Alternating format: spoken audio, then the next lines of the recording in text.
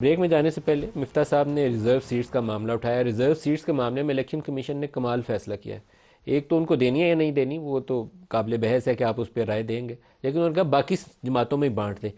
Supreme court کیا اس کے اوپر کردار ادا کرے گی؟ یہ بگ کوشچن ہے. ان کو کرنا پڑے گا. یہ آپ بانٹ نہیں سکتے. میری یہ اس کے الیکشن بارے کمیشن نہیں بانٹ سکتا؟ الیکشن یا بانٹ نہیں سکتے. یہ سیٹیں خالی رہیں گی. یا خالی رہیں گی یا جی سپریم کورٹ فیصلہ کرے گا. جی سپریم کورٹ اگر فیصلہ کر دے تو وہ رول بن جائے گا، کیونکہ اس میں لاء میں لکھا ہوا کچھ نہیں ہے.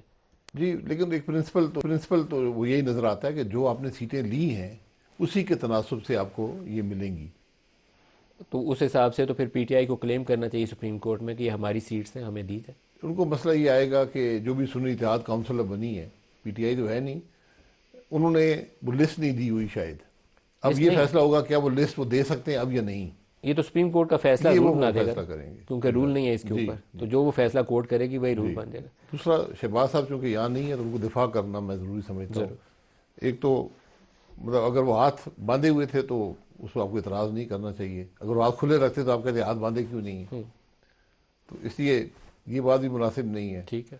دوسرا، آپ کے گھر میں مہمان آئے، آپ باہر جا کے ریسیو کرتے ہیں، وہ چلے گئی، ان کی مرضی ہے، اس میں بھی تنقید مناسب نہیں ہے. آپ ہاتھ باندھ کے بیٹھتے تھے میٹنگ میں جب چیئرمین جوائنٹ چیف ہر ایک کی مرضی. آپ ہاتھ باندھ کے بیٹھے، کھلا رکھیں. جب ایک سال آپ ویسے ایک سال جب آپ آرمی چیف آتے تھے تو آپ باہر نکل کے سلوٹ کتنی دفعہ کیا آپ نے؟ مجھے سلوٹ کرنا ہی نہیں آتا، بھول گیا ہوں.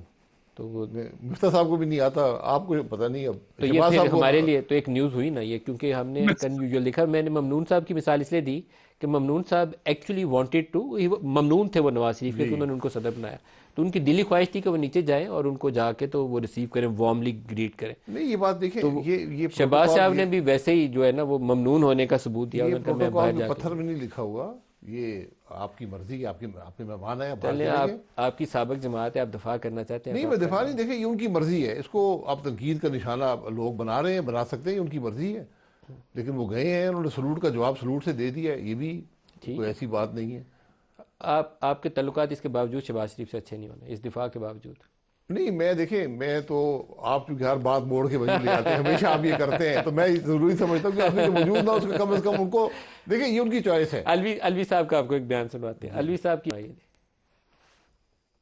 میں نے آئین کی پاسداری کی، میں نے جو مناسب سمجھا وہ کیا. ججمنٹ کے اندر میجارٹی ججمنٹ کو اگر آپ مانتے ہیں تو کورٹ نے آرٹیکل 6 تک کوئی ذکر نہیں کیا. اب اس کے بعد اگر آپ چاہتے ہیں اس کے باوجود کوئی آرٹیکل 6 پر مقدمہ کر لے تو کھلا ہوا ہے معاملہ. پاکستان کو جوڑنے کے لیے سب سے بڑی بات یہ ہے کہ عمران خان صاحب کو رہا ہونا چاہیے. 9 مئی کے اندر جو واقعات ہوئے، میں سمجھتا ہوں کہ انصاف کا تقاضا یہ ہے کہ تحقیقات کر کے جن کو سزا دینی چاہیے، جنہوں نے قانون توڑا ان کے لیے سزا ہونی چاہیے. میں نے پریسیڈنسی کے دوران بھی یہی کہا کہ عمران خان صاحب میرے لیڈر ہیں، میرے لیڈر رہیں گے اور میرے لیڈر ہوں گے. تو آج بھی وہ میرے لیڈر ہیں. میں نے کہا تھا جی اسمبلی سے مت جائیں. میں نے یہ بھی کہا تھا کہ ابھی کے پی کی اسمبلی مت توڑیں. مگر جب 2 کروڑ عوام یہ فیصلہ دے دے تو عارف الوی کی کیا رائے کی اہمیت ہے؟ انہوں نے عمران خان صاحب کے ہر فیصلے کی تائید کی ہے، ہر ملاقات کے اندر کوشش کی ہے. کچھ ملاقاتیں پبلک ہوئی ہیں، کچھ ملاقاتیں پبلک نہیں ہوئی ہوں گی، مگر یہ کہ میں نے اپنی پوری کوشش کر لی، مگر اس کے اندر مجھے کوئی خاطر خواہ کامیابی نہیں ہوئی.